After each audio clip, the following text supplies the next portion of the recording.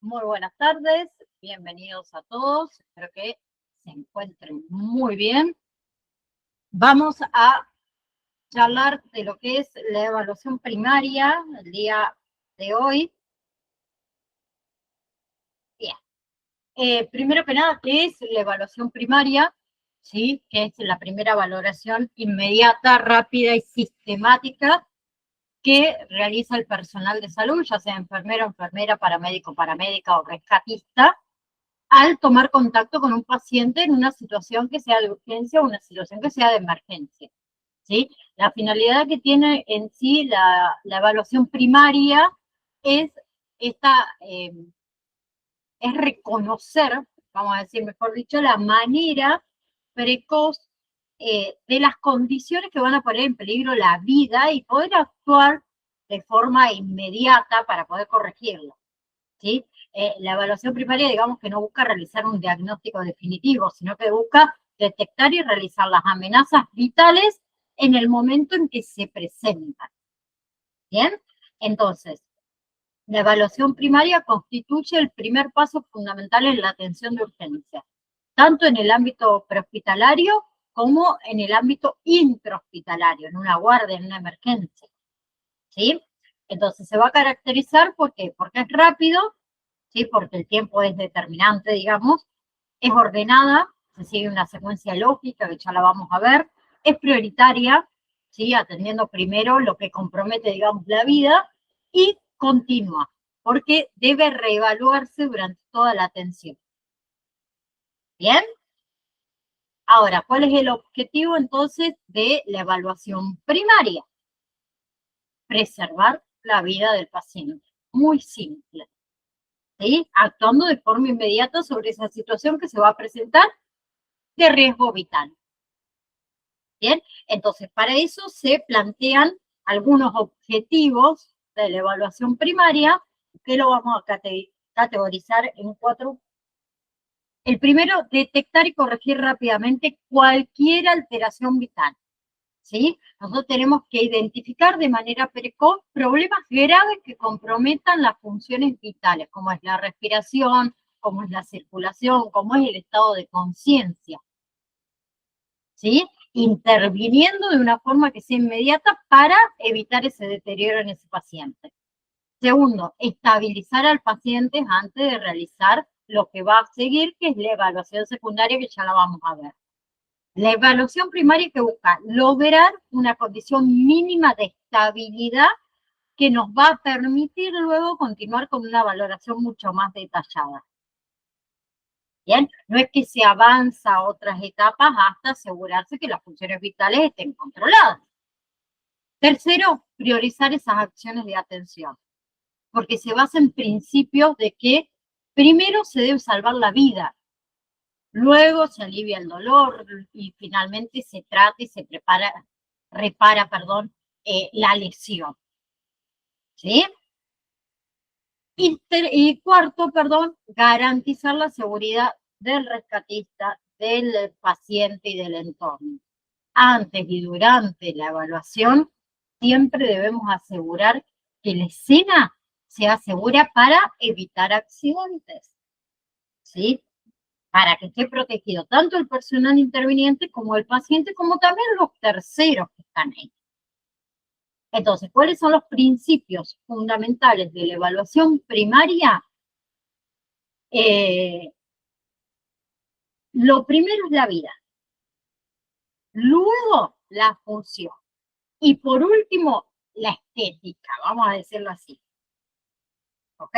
Entonces, ese principio establece el orden de prioridades en la atención de urgencia y emergencia. ¿Qué significa? Que el personal de salud debe actuar siempre pensando en qué, en preservar la vida del paciente por sobre cualquier otra consideración. Entonces, tenemos primero la vida, se atiende primero la situación que pone en riesgo inmediato la vida, la falta de respiración, una obstrucción de la vía aérea, una hemorragia grave, un paro cardiorrespiratorio. ¿Sí? Tercero, la función. Una vez que el paciente está fuera de peligro, vamos a decir, ¿qué se busca? Conservar y recuperar la función de órganos y sistemas. Ahí hablamos de movilidad, de sensibilidad, de respiración adecuada, de circulación estable. Y por último, era la estética, ¿sí? Por último, se consideran las lesiones que afectan la apariencia física, cortes superficiales, hematomas, deformidades, que no comprometen la vida y que no comprometen la función, ¿sí? Entonces, lo que es urgencia, no se debe perder el tiempo atendiendo lesiones menores mientras exista una amenaza vital activa. Entonces, la correcta aplicación de ese principio nos va a permitir a nosotros una atención eficaz, una atención ordenada y una atención segura, ¿sí? Para no perder tiempo, ¿ok? Ahora, antes de ingresar a una atención, fuera la que fuera, hay que hacer una evaluación de la escena, ¿sí? La evaluación de la escena es el primer paso de la evaluación primaria. Se realiza antes de tocar al paciente, porque tiene como objetivo principal garantizar la seguridad de nosotros, del paciente, y como le dije antes, de las personas también que se encuentran ahí alrededor, ¿sí? Si ustedes se convierten en una víctima, no van a poder ayudar.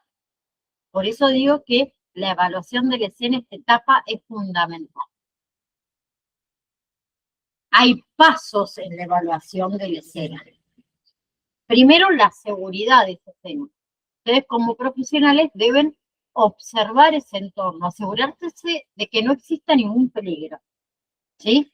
Verifiquen que no haya fuego, que no haya explosiones, que no haya cables eléctricos sueltos, que no haya derrumbes o estructuras que son inestables.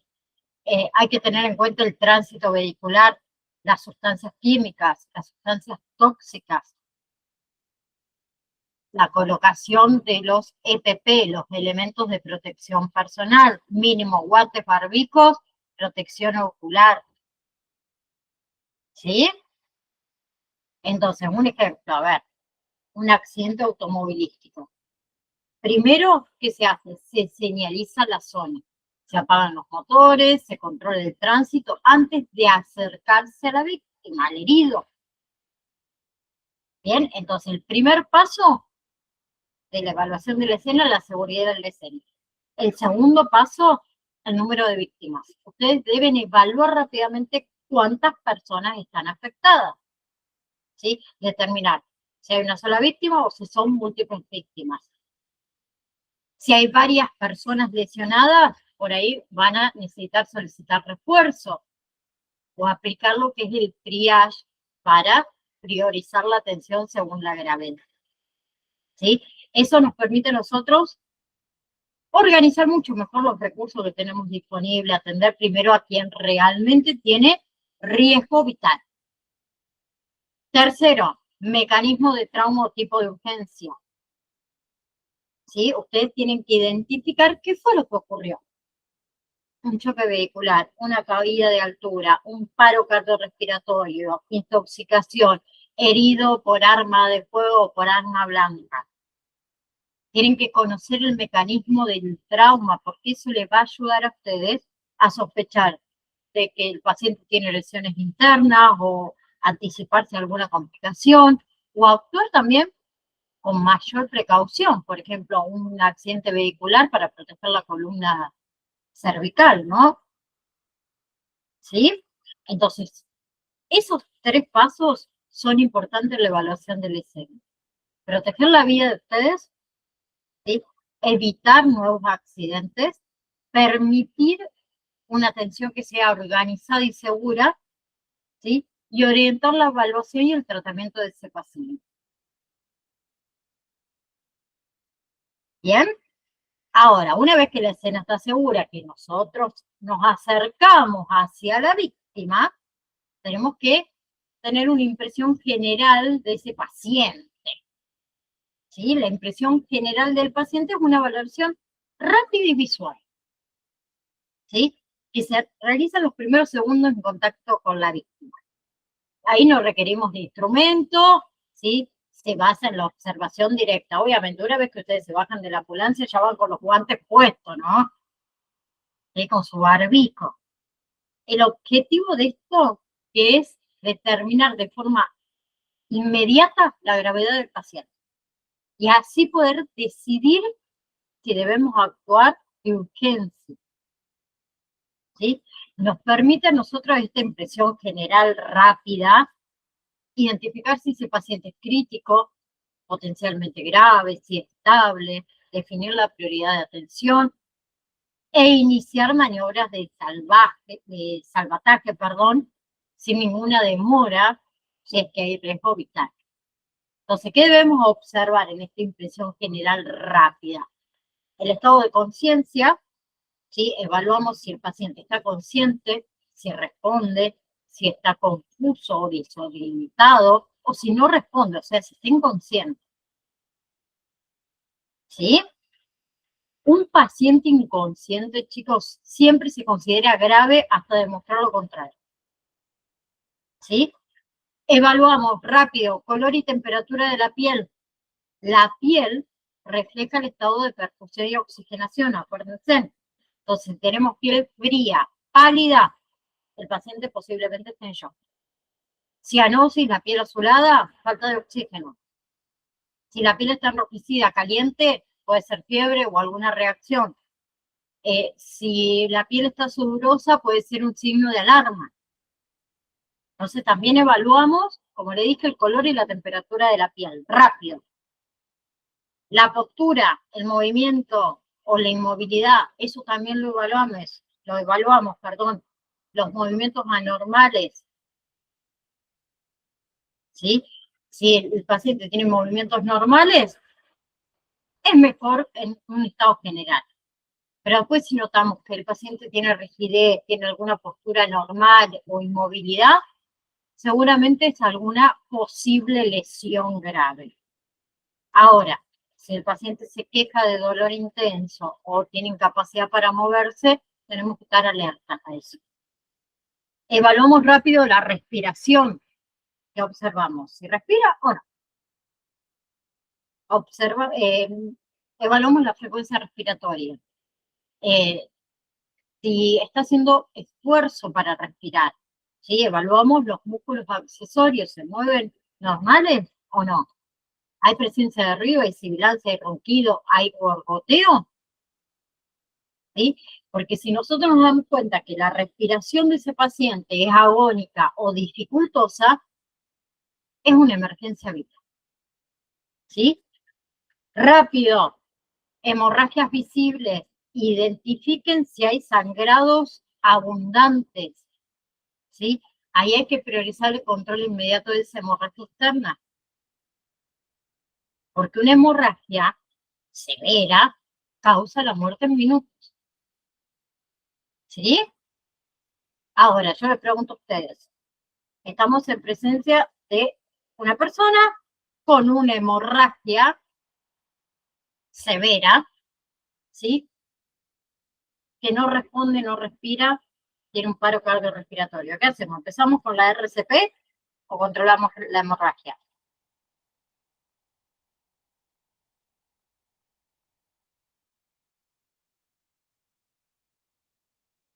Cuando yo comienzo la RCP, ¿qué hago? Hago que el corazón bombee sangre. Si ese paciente tiene una hemorragia severa, no me va a servir de nada porque esa sangre va a salir por ahí. Entonces, primero tengo que controlar la hemorragia y después tratar. Exacto, controlamos la hemorragia. Muy bien, gracias Noé. ¿Sí? Entonces, vamos a clasificar rápido al paciente. Paciente crítico. Paciente crítico es aquel que está inconsciente, que tiene una respiración anormal, o que tiene la piel pálida, cianótica, o que tiene un sangrado abundante. Ese requiere intervención inmediata.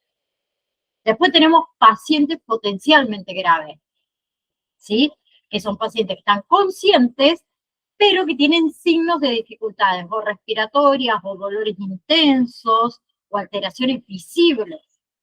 Y después está el paciente estable, que es el que está consciente, el que está orientado, el que tiene una respiración normal, una lesión leve, que no significa que un paciente estable ahora no pase a ser un paciente crítico o un paciente potencialmente grave, ¿no?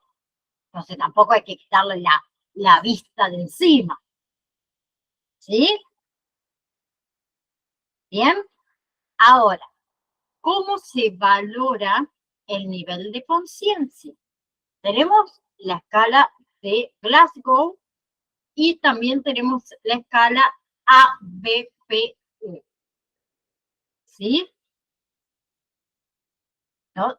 Ahora, ve, la valoración en sí del nivel de conciencia es uno de los pasos dentro de esta evaluación primaria, porque eso nos permite identificar alteraciones neurológicas y poder detectar rápidamente situaciones que pueden comprometer la vida, ¿sí?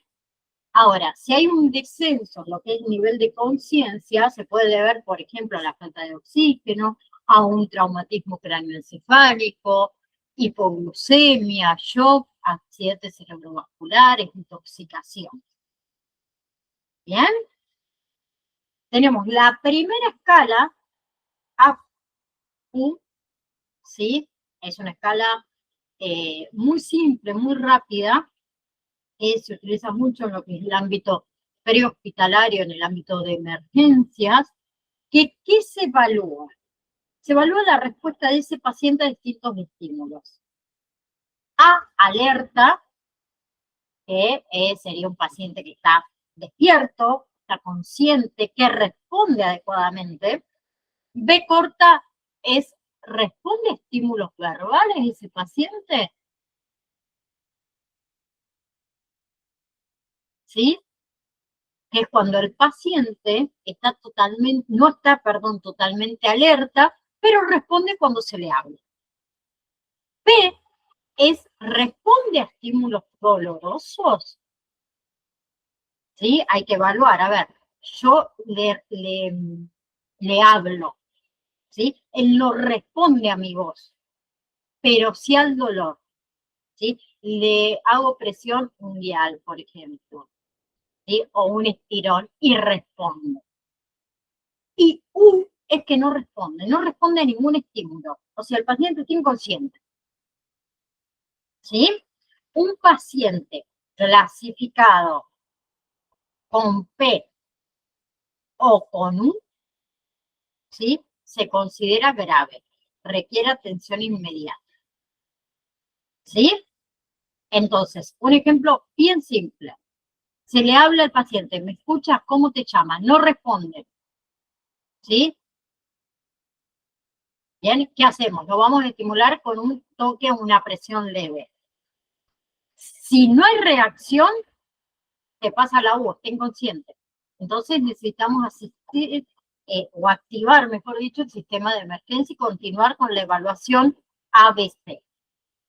Ahora, tenemos la escala de Glasgow, ¿sí? Que es más detallada, que es una herramienta, digamos, más completa, más precisa, que también es utilizada en pacientes mayormente con traumatismo o con una alteración neurológica, ¿sí? Que evalúa 3 parámetros fundamentales: apertura ocular, respuesta verbal y respuesta motora, ¿sí? Que tienen diferentes puntajes. Bien, la apertura ocular tiene máximo 4 puntos, ¿sí? Un punto si ese paciente no abre los ojos, un punto si abre los ojos al dolor, 3 puntos si abre los ojos al llamado, y 4 puntos va a tener si directamente está con los ojos abiertos, es espontáneo. La respuesta verbal tiene 5 puntos, ¿sí? Que un punto va a tener si no hay respuesta verbal. 2 puntos si nosotros sentimos sonidos incomprensibles, no entendemos lo que quiere decir ese paciente. 3 puntos, palabras inapropiadas. 4 puntos, esa respuesta verbal confusa. Y 5 puntos es cuando ese paciente está orientado. Y la respuesta motora tiene hasta 6 puntos máximos, un punto sin respuesta motora, 2 puntos extensiones anormales, 3 puntos, flexiones anormales, 4 puntos retira el dolor, o sea, vamos a suponer, le presionamos el lecho unguial y el paciente retira su mano al dolor, ¿sí? Ese tiene 4 puntos. Después localiza el dolor, ¿sí? Le presiona el dedo de la uña del pie y se da cuenta que es el dedo de la uña del pie, ¿sí? Y 6 puntos cuando ya obedece órdenes. Ahora, ustedes me van a preguntar, ¿y cómo se interpreta ese puntaje? ¿Sí? Si el puntaje es de 15 puntos, que es lo máximo, ¿sí? 6 de respuesta motora, 5 de respuesta verbal y 4 de apertura ocular, el estado neurológico es normal, ¿sí? Ahora, si ese puntaje va de 13 a 14 puntos, puede haber una alteración leve, eso se considera leve.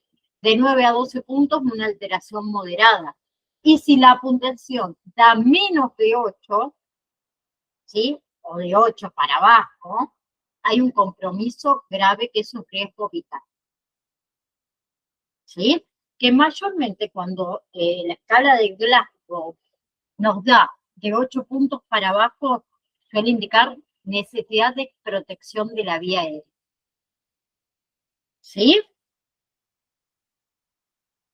Vamos, esto se lo tienen que aprender, chicos. La escala de Glasgow se la tienen que aprender, ¿sí? ¿Por qué? Porque les va a permitir detectar todo lo que es, como les dije, deterioro neurológico precoz, ¿sí? Ayudar a decidir prioridades de atención, ¿sí? Nos orienta mucho en lo que es la gravedad de ese paciente y es una guía para nosotros de derivación urgente, ¿bien? Después tenemos evaluación ABC o CAB, que esto lo habíamos charlado, ¿sí? La evaluación ABC o CAB, ¿sí? Se utiliza en situaciones específicas, ¿sí? Es un procedimiento fundamental también para la evaluación primaria, que el objetivo es definir, identificar y corregir inmediatamente todo lo que son las alteraciones que comprometan la vida, ¿sí? Bien, ahora, la ¿qué significa? Vía aérea, ¿sí? La vía aérea debe estar permeable para permitir el ingreso de oxígeno a los pulmones. Si una vía aérea está obstruida, puede provocar asfixia, paro respiratorio en poquitos minutos. Entonces, ¿qué se evalúa? Si el paciente habla o emite sonidos, indica que su vía aérea está permeable. Ahora, si el paciente, nosotros sentimos ruidos anormales, un ronquido, puede ser por la caída de la lengua, un gorgoteo, puede ser por secreciones, por vómito, por sangre, el estridor puede ser una obstrucción grave, ¿sí? También vamos a evaluar si hay visibilidad de algún objeto en la boca y evaluamos el estado de conciencia, ¿sí? Porque las pacientes inconscientes pierden el tono muscular, ¿sí? Y al perder el tono muscular, por ejemplo, muchas veces, ¿qué pasa? La mandíbula, la lengua se relaja y bloquea la vía aérea, ¿sí? Porque las más frecuentes de obstrucciones es la lengua caída hacia atrás, los vómitos, las secreciones, la sangre, los cuerpos extraños, ¿sí? O también puede ser un edema, una inflamación. ¿Bien? Entonces, ¿qué intervención vamos a hacer acá? Si no hay trauma, la inclinación de la cabeza y elevación del mentón. Si sospechamos de una lesión cervical, la tracción mandibular. Si tenemos disponible, obviamente, el aspirador y vemos vómitos, secreciones, podemos aspirar esas secreciones. Y si realmente vemos el cuerpo extraño, si no, no se hace un barrido ciega, el retiro manual de ese cuerpo extraño visible, ¿sí? Ahora, la B, respiración. Una vez que está asegurada la vía aérea, se evalúa si el paciente respira de forma eficaz. ¿Qué observamos? Los movimientos del tórax suben y bajan, ¿sí? la frecuencia respiratoria, la profundidad, el ritmo de esa respiración. Evaluamos el uso de músculos accesorios, que eso ya es un refuerzo respiratorio. Evaluamos también lo que son los ruidos respiratorios anormales y evaluamos la coloración de la piel y los labios, ¿sí? Que no haya cianosis. Recordemos un poquito que la frecuencia respiratoria normal es de 12 a 20 respiraciones por minuto. La taquipnea es cuando el paciente tiene más de 24 respiraciones por minuto. Bradipnea es cuando el paciente tiene menos de 8 respiraciones por minuto. Y apnea es cuando hay ausencia total de respiración. ¿Sí? Entonces, cuando el paciente tiene una respiración ineficaz, vamos a observar una respiración muy superficial, o pausas prolongadas, o sonidos respiratorios que son alterados, y la coloración, la cianosis en labios, en uñas, ¿sí? Y ahí que vamos a tener que hacer ventilación de rescate, también el oxígeno, ¿sí? Suplementario si es que está disponible, y el inicio de la RCP si es que no hay una respiración que es efectiva. Y después se evalúa la C, que es la circulación, ¿sí? Se evalúa el sistema circulatorio, ¿sí? El que transporta oxígeno y nutrientes a los tejidos. Entonces, ¿qué vamos a evaluar acá? La presencia y la calidad del pulso. En adultos, acuérdense, en inconsciente, pulso carotídeo, ¿sí? En pacientes conscientes, pulso radial. ¿Bien? ¿Qué controlamos? La frecuencia cardíaca, ¿sí? También que evaluamos las hemorragias externas visibles. Evaluamos la coloración y la temperatura de la piel y los signos de shock. ¿Cuáles son los signos de shock? Piel fría, pálida, sudorosa, pulso débil o rápido, mareos o confusión y el llenado capilar lento. ¿Sí? Ahora, en las intervenciones, si hay que controlar inmediatamente una hemorragia, lo primero que vamos a hacer es la presión directa, ¿sí? Si no tenemos el torniquete. ¿Bien? Y si no hay pulso, la RCP. ¿Ok? Ahora, ¿cuándo se utiliza esta otra secuencia? La secuencia CAB. ¿Cuándo se utiliza?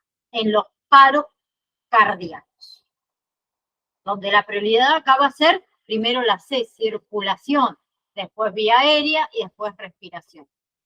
¿Sí? Circulación, ¿por qué? Porque necesitamos comenzar con las compresiones, porque el paciente se murió. ¿Sí? Si no hay, sin circulación, perdón, no hay oxígeno efectivo, porque el paciente necesita que respire. Entonces, cuando el paciente está en un paro cardíaco, el orden va a ser C, circulación, A, vía aérea después, y después la respiración. ¿Sí? Bien. Luego, en la atención o en la evaluación primaria, evaluamos el déficit neurológico, ¿sí? Que el déficit neurológico forma parte de esta evaluación primaria ampliada, ¿sí? A, B, C, D, E. Nosotros recién vimos A, B, C, ahora le agregamos la D, que es déficit neurológico, que el objetivo es detectar de manera rápida alteraciones neurológicas graves que pueden comprometer la vida o dejar secuelas permanentes en ese paciente. Entonces, una vez asegurada la vía aérea, una vez asegurada la respiración, la circulación, ¿sí? Una vez que se hace esa valoración, ¿bien? ¿Qué se evalúa acá? El estado de conciencia. ¿sí? Ahí usamos la escala ACU o la escala de Glasgow, ¿sí? Porque si hay un cambio en el nivel de conciencia, puede indicar, como dijimos antes, un traumatismo craneoencefálico, una intoxicación, hipoxia, hipoglucemia, accidentes cerebrovasculares. Entonces, lo primero, estado de conciencia. Luego, pupilas, evaluamos, acuérdense, el tamaño, ¿sí? Igual o diferentes, simetría, reactividad a la luz, esta respuesta rápida o si es respuesta lenta, ¿sí? Las pupilas normales son asimétricas, chicos. Las pupilas normales se contraen al recibir luz.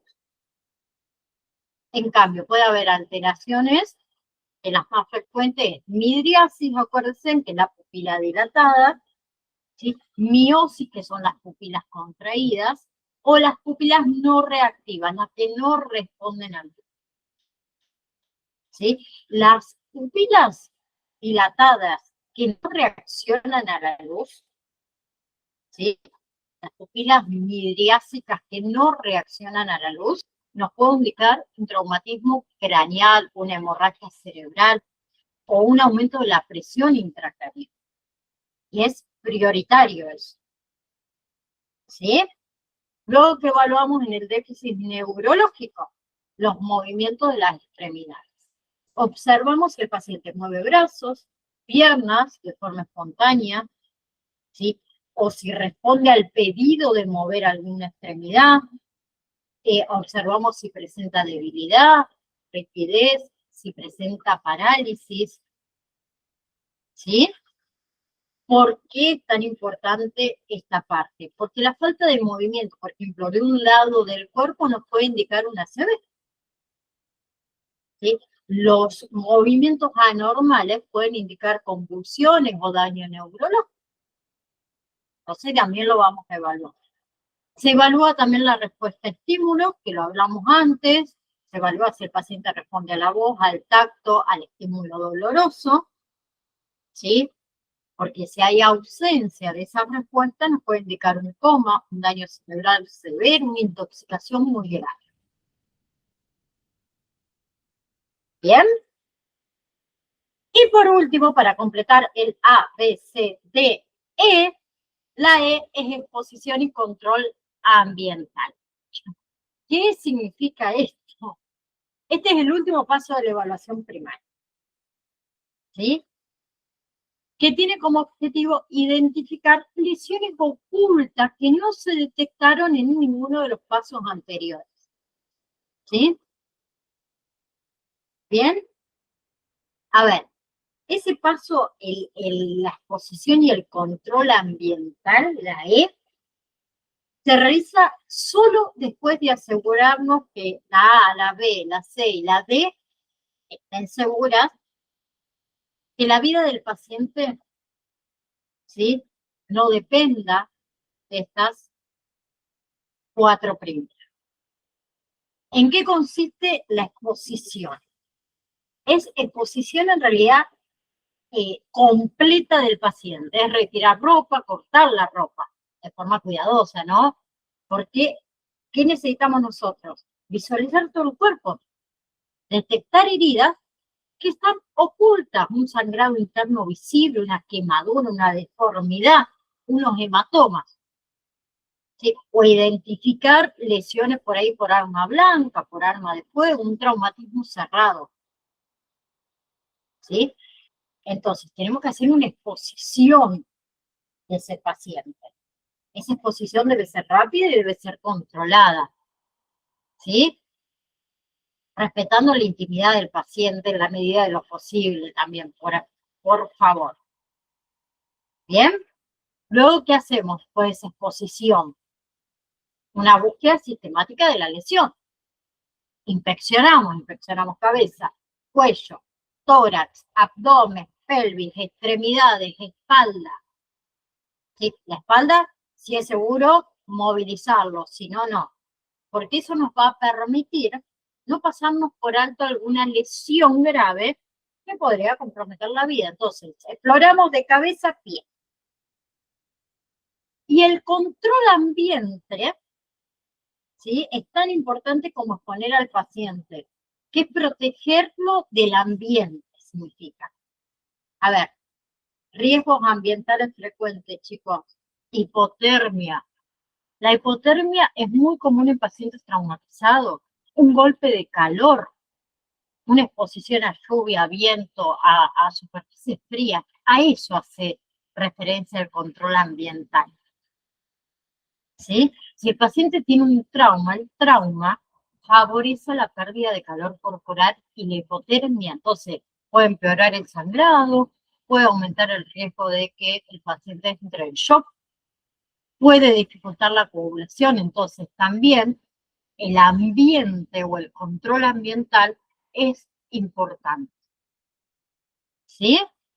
Entonces, ¿cuáles son las medidas, por ejemplo, de protección ambiental? Por ahí cubrir al paciente con mantas térmicas, retirarle la ropa que está mojada, evitar el contacto directo con el suelo, protegerlo del frío extremo, del sol, ¿sí? Tratar de mantener un ambiente lo más estable posible. ¿Vamos? Entonces, ahí ya vimos A, B, C, D, E. Ahora, control de hemorragias externas. ¿Sí? Prioridad vital dentro de la evaluación primaria. ¿Sí? Pues la pérdida masiva de sangre nos provoca un shock hipovolémico o la muerte en pocos minutos si no actuamos de una forma que sea inmediata. Entonces, una hemorragia no controlada puede ser tan o más peligrosa que la falta de respiración o el paro cardíaco. ¿Sí? Entonces, nosotros tenemos que identificar una hemorragia grave. ¿Qué se considera una hemorragia grave, chicos? Cuando la sangre sale en gran cantidad o a chorros. ¿Sí? Cuando empapa muy rápido la ropa, el vendaje. Cuando esa sangre no cede con presión leve. O cuando el paciente presenta signos de shock, que era la piel pálida, la piel fría, sudorosa, el pulso rápido o el pulso débil. ¿Sí? Ahora, voy a sacar un poco todo esto que tengo. Oh, y me voy a ir con una gasa, que bueno, justo no tengo, pero vamos a agarrar. Tenemos diferentes métodos para el control de una hemorragia. ¿Sí? El más efectivo, presión directa. ¿Ok? Bien, ¿cómo se realiza? Se coloca gasas o apósitos, vamos a suponer que estos son gasas, ¿sí? O un paño limpio, ¿sí? Ahí. Directamente sobre la herida, ¿bien? Se presiona firmemente con la mano y hay que mantener esa presión constante por todo el tiempo necesario. ¿Qué pasa si la gasa se empapa? No la retiro y agrego más gasa, sino que voy agregando capas encima de esta gasa. ¿Sí? Agrego más capas y sigo haciendo presión. ¿Bien? Eso es presión directa, muy simple, muy fácil. Bien, siempre acuérdense de los elementos de protección. ¿Sí? Bien. Ahora, tenemos que hacer una evaluación de el miembro lesionado. ¿Sí? Eso se utiliza como complemento de la presión directa. Bien, está indicado la evaluación de miembros lesionados si no hay sospecha de fractura. ¿Sí? Y evaluamos mayormente cuáles miembros. Los miembros que están por encima del corazón. ¿Sí? Bien. Y después, el otro método, que acá voy, es el famosísimo torniquete, ¿sí? Que se utiliza en situaciones extremas, vamos a decir, ¿sí? y cuando está disponible, obviamente, no siempre está disponible. ¿Cuándo se utiliza el famosísimo torniquete? Cuando hay una hemorragia masiva que no cede con esta compresión directa que nosotros realizamos, ¿sí? Se utiliza cuando hay amputación traumática y se utiliza cuando hay riesgo inmediato de muerte. ¿Ok?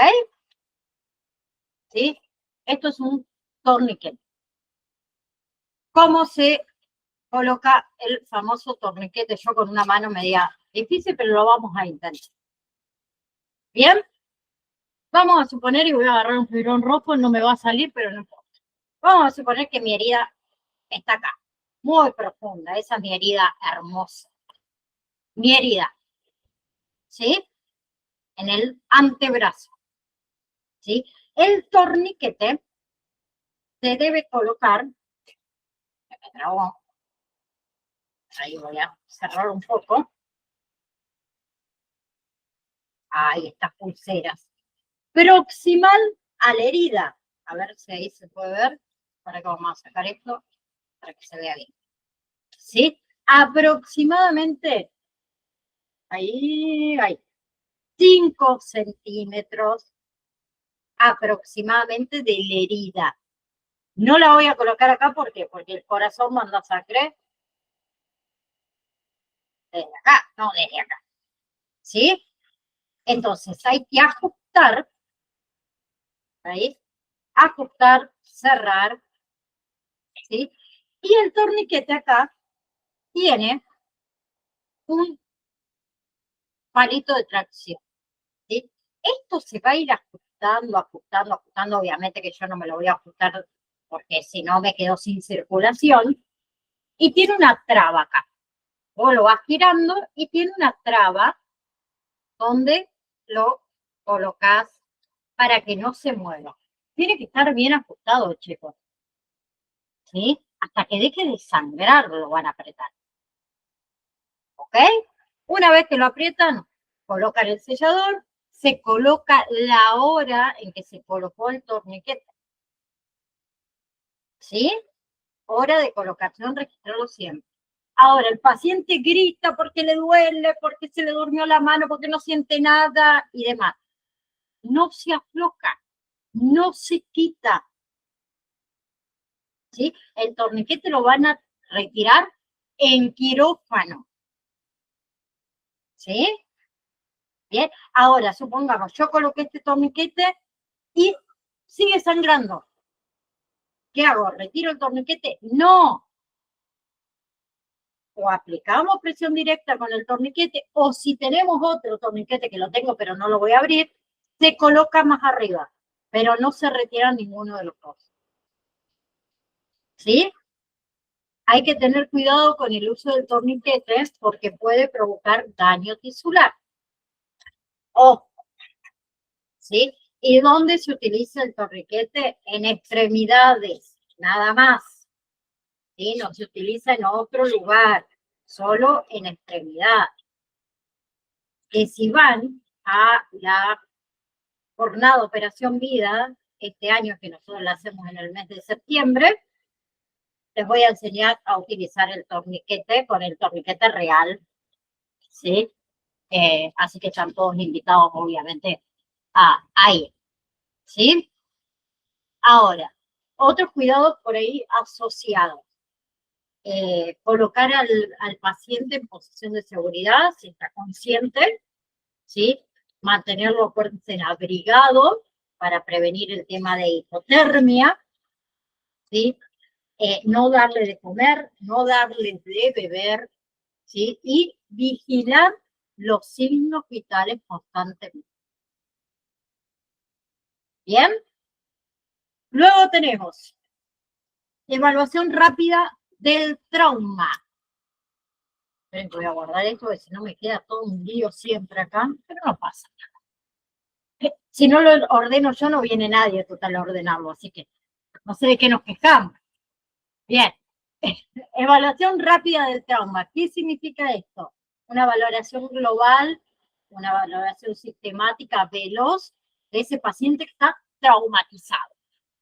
¿Sí? que se realiza después del ABCDE. O a veces en paralelo, si es que la situación lo amerita. Pero el objetivo es detectar lo que son lesiones graves o ocultas que puedan comprometer la vida, ¿sí? Incluso si esas lesiones no son evidentes a simple vista. ¿Bien? Se aplica la evaluación rápida del trauma mayormente o especialmente en accidentes de tránsitos, en heridas de arma blanca, en heridas de arma de fuego, en pacientes politraumatizados, en pacientes de aplastamiento, en caídas de altura. ¿Sí? Ahora, ¿cómo realizamos la evaluación rápida del trauma? Inspección rápida, palpación y observación. Se evalúa de cabeza a pies, ¿sí? Sin perder tiempo en detalle, pero tampoco no hay que omitir zonas que son críticas, ¿sí? Entonces, tenemos lesiones, un segundo. Ahí. Tenemos lesiones vitales que nosotros debemos identificar. La primera era la obstrucción de la vía aérea, ¿sí? Signos de alarma habíamos dicho, ronquido, gorgoteo, dificultad para hablar, dificultad para respirar, cianosis. Neumotórax. El neumotórax ocurre cuando el aire en el espacio pleural y el pulmón se colapsa, ¿sí? Entonces el paciente va a tener dificultad respiratoria, va a tener dolor torácico. Hay asimetría en lo que es la expansión del tórax, ¿sí? Cianosis. Y puede tener neumotoras a tensión que van a ver una desviación de la tráquea, ¿sí? Que se puede dar el neumotórax, a ver, por un accidente vial, el tórax hundido, ¿sí? Si el paciente tiene una respiración agitada y el labio azulado, sospechamos que es un neumotórax. Pero después está el hemotórax, ¿sí? Que es presencia de sangre dentro de la cavidad torácica. Los signos que vamos a observar es la disminución de los ruidos respiratorios, el dolor torácico, la palidez y la sudoración y signos de shock. ¿Sí? Entonces, imagínense un paciente con una herida torácica penetrante, tiene una respiración débil, sospechamos que tiene un hemotórax. ¿Sí? Después tenemos fracturas pélvicas, extremadamente peligrosas. ¿Sí? ¿Por qué? Porque generan gran pérdida de sangre interna que no pueden, no podemos, ¿cómo decir? Ay, se me fue la palabra. Detener. ¿Sí? Entonces el paciente tiene un dolor intenso, por ejemplo, no sé, en las caderas, en la pelvis. Tiene dificultad o la imposibilidad de moverse. ¿Sí? Notamos que hay asimetría en los miembros inferiores. ¿Sí? Suele darse, por ejemplo, por una caída de altura. Entonces el paciente dice, tengo dolor pélvico, y nosotros notamos una palidez muy bien marcada, podemos sospechar que tiene una fractura de...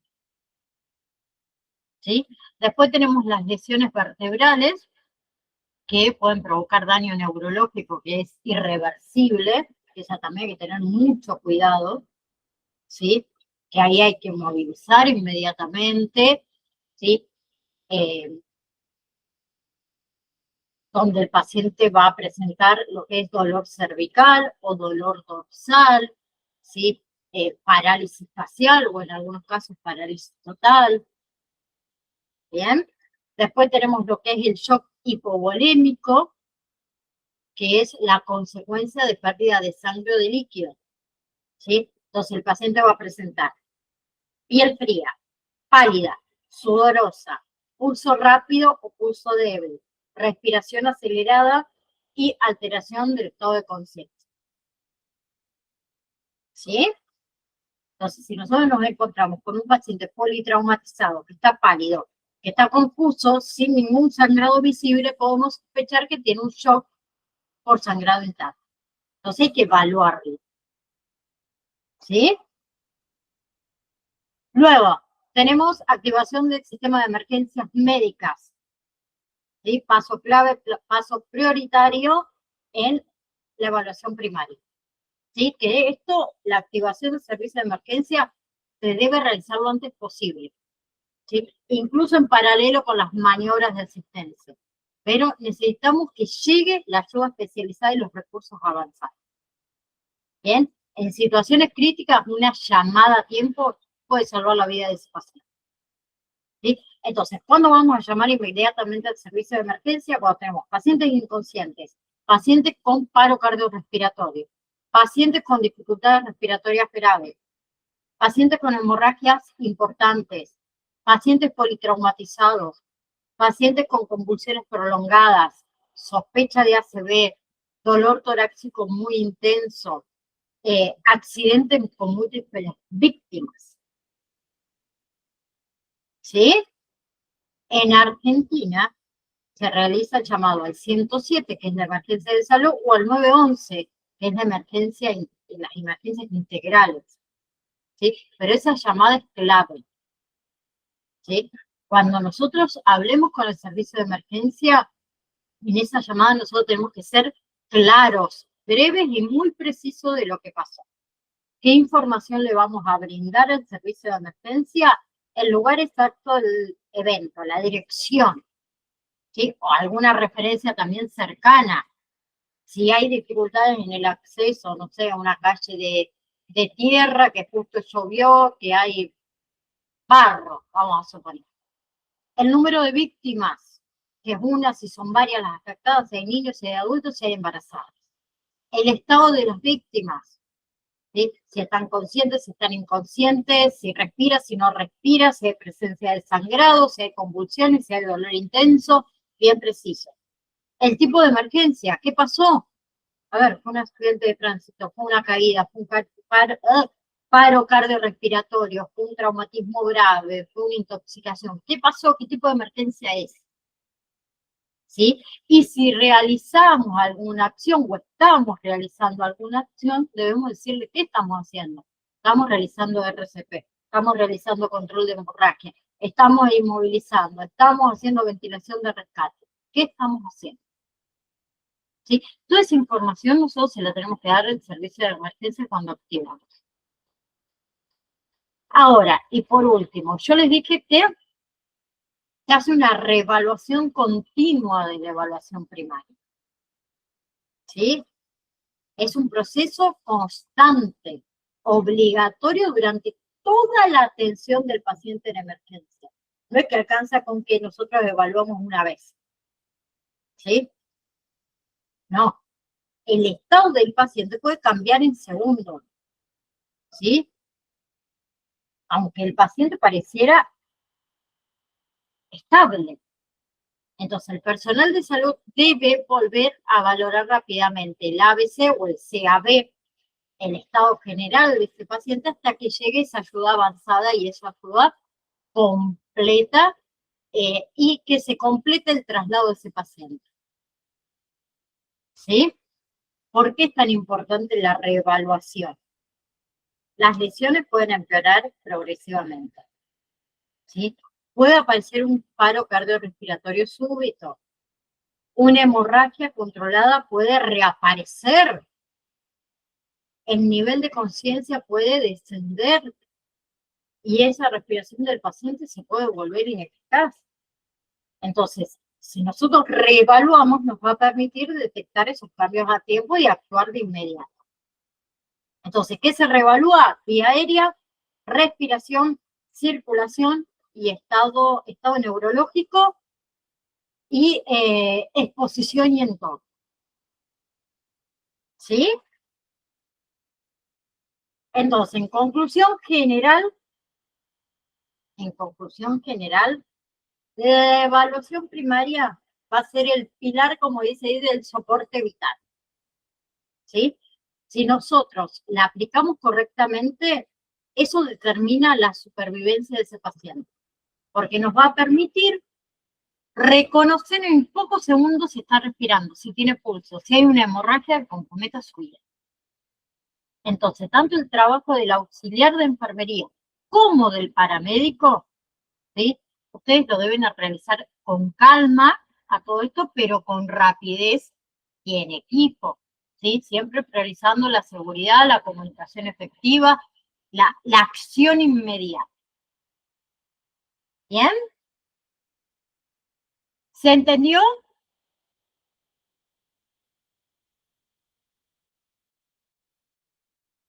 Bien. Entonces, les paso el pequeño videíto antes de retirarnos. Me voy a pasar unos minutitos. Así la clase que viene vemos evaluación secundaria. ¿Sí? Porque nos quedan muy pocas clases. Tengo que ir medio rápido.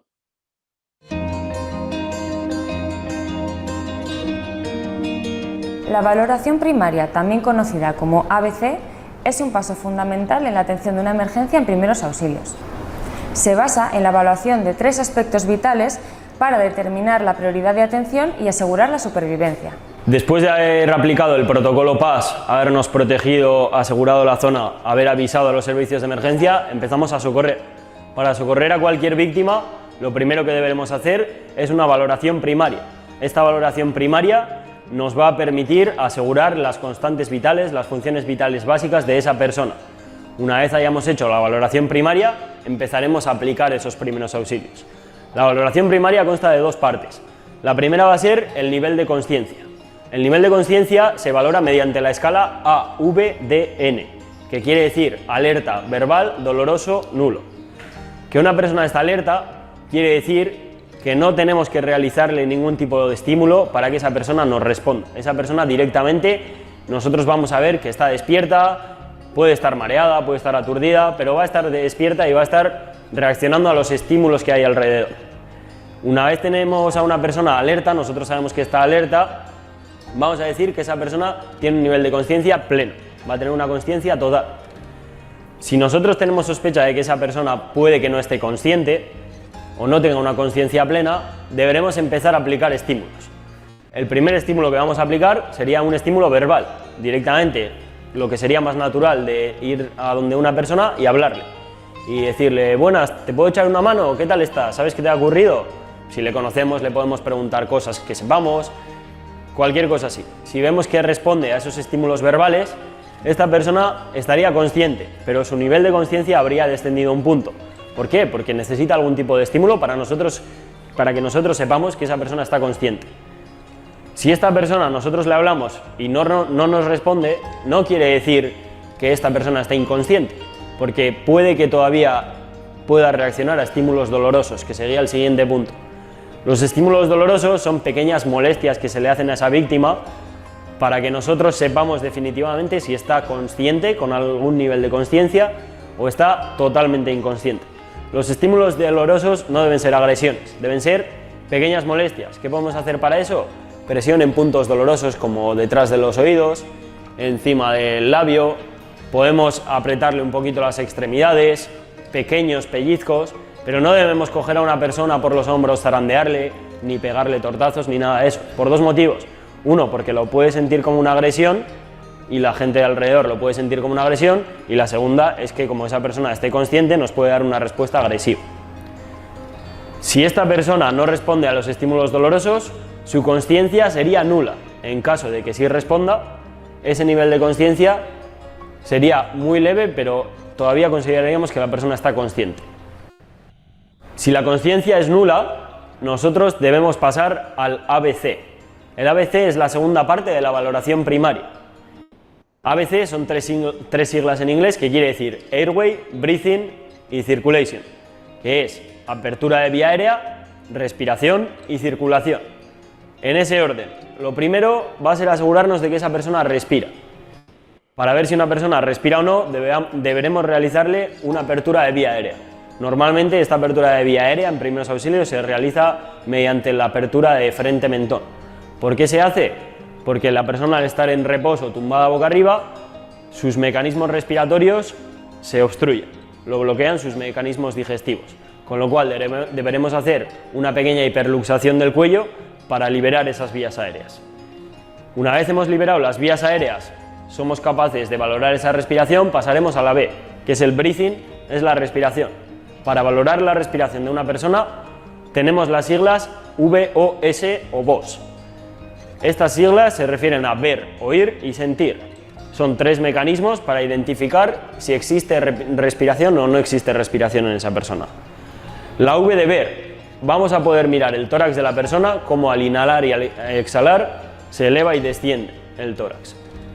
La O de oír, vamos a poder escuchar si hace algún tipo de respiración, y aparte de si hay o no hay respiración, vamos a poder ver si hay algún sonido raro, que repitan huesos, alguna cosa de estas. Una vez hemos oído, podemos también sentir. ¿Qué podemos sentir? Podemos simplemente poner una mano encima del pecho y notar cómo se eleva y desciende. Podemos acercar nuestro oído a sus vías respiratorias y escuchar y sentir el calor de la respiración. Una vez hemos valorado la respiración de la persona, vamos a tener 2 posibilidades, que respire o que no respire. El caso, lo que vamos a hacer, la actuación según respire o no respire va a ser diferente, obviamente. Si tenemos una persona que no respira, la situación va a ser mucho más grave que si tuviéramos una persona que respira. Tenemos que comprobar también la C de circulación. Para la circulación nos interesan principalmente 2 cosas. Una, si hay existencia de pulso o no. El pulso son los latidos por minuto que hace el corazón. Debe ser de entre 60 y 100 latidos por minuto en adultos. En niños un poquito más, entre 80 y 120. Este latido nos va a estar diciendo si el corazón tiene actividad o no. Pero aparte de decir si hay o no actividad, nos puede decir cómo es, porque podemos encontrar un pulso irregular, un pulso muy acelerado, muy bajo, con lo cual no tendremos que mirar solo la frecuencia. Encontrar el pulso puede ser un poquito más complicado que la respiración. Tenemos diferentes recursos, como puede ser un pulso distal a la altura del radio, el pulso radial, el pulso carotídeo o yugular a los 2 lados del cuello. Va a ser un poquito más complicado de encontrar, por eso en primeros auxilios no vamos a malgastar tanto tiempo en buscarlo. Si nosotros buscamos el pulso y no lo encontramos, vemos que esa persona no respira, directamente deberemos reaccionar con una reanimación cardiopulmonar. Dentro de la C hay otra cosa que nos importa mucho, que serán las hemorragias, la circulación. Las hemorragias pueden ser un motivo importante de pérdida de constantes vitales en una persona, con lo cual, si encontramos una hemorragia, detectamos una hemorragia, deberemos actuar rápido contra esa hemorragia antes incluso de hacer una reanimación. Para realizar la valoración del nivel de conciencia, lo primero va a ser ver si esta persona está o no está alerta. ¿Cómo podemos ver si está alerta? Simplemente mirándole a la cara, ver si reacciona, si genera algún movimiento con cualquier parte de su cuerpo. Si esta persona, nosotros no necesitamos realizar ningún tipo de estímulo para ver que está despierta, para ver que está consciente, diremos que está alerta.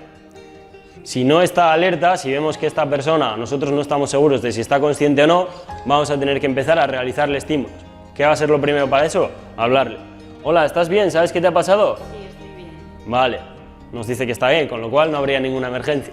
Para valorar si esta persona está consciente o inconsciente después de haberle realizado estímulos verbales, tendríamos que empezar a hacer estímulos dolorosos. Los estímulos dolorosos tienen que ser pequeñas molestias en puntos de dolor. No podemos hacer esto como si fuera una agresión a las personas. Para ello, podemos buscar pequeños puntos de dolor detrás de las orejas, frotar con los nudillos en el esternón o pequeños pellizcos. No deberíamos ni coger y empezar a pegarle o coger de los hombros y moverle, porque si tuviera algún tipo de lesión traumático podríamos agravar su situación.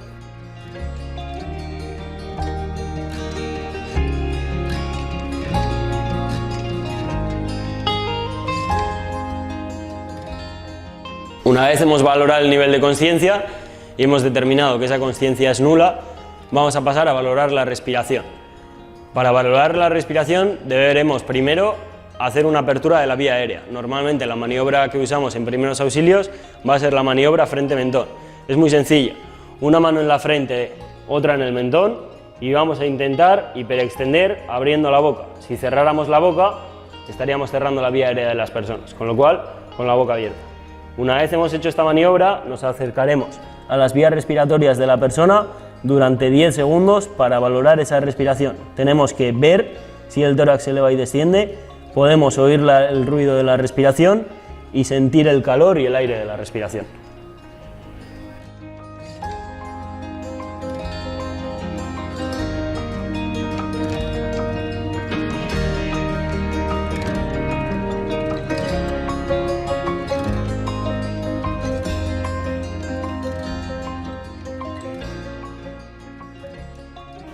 Una vez hemos valorado la respiración de la persona, vamos a pasar a la C de la valoración primaria, que va a ser valorar la circulación. Lo primero de todo será descartar que esta persona tenga ningún tipo de hemorragia que nosotros podamos controlar. Si encontramos alguna hemorragia, lo primero debería ser taponarlo. Una vez hemos valorado que no hay ninguna hemorragia, vamos a intentar valorar el pulso. Es un poquito difícil en primeros auxilios, pero si lo encontramos nos puede resultar útil. Para ello podemos buscar diferentes pulsos, como puede ser a la altura del radio el pulso radial. Con 2 dedos aplicaremos un poquito de presión e intentaremos encontrar esas pulsaciones. Si no lo encontramos aquí, podemos ir a un pulso un poquito más central, buscando en el cuello, ambos lados del cuello, al lado de la tráquea, realizando un poquito de presión. Siempre también con los 2 dedos de la mano.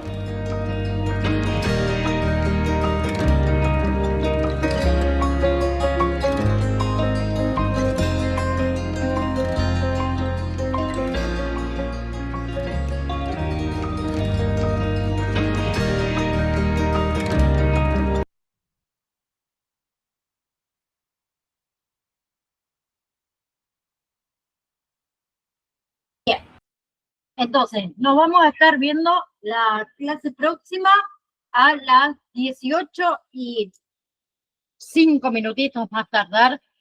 Me tienen acá para ver evaluación secundaria, ¿sí? Comenzar con lo que es evaluación secundaria, ¿sí? Así que, Noelia, gracias por estar, gracias a los compañeros también que ven la clase grabada. Espero nos podamos volver a ver el próximo lunes. Disfruten mucho de la semana y nos estamos viendo para la próxima clase. Chau, chau.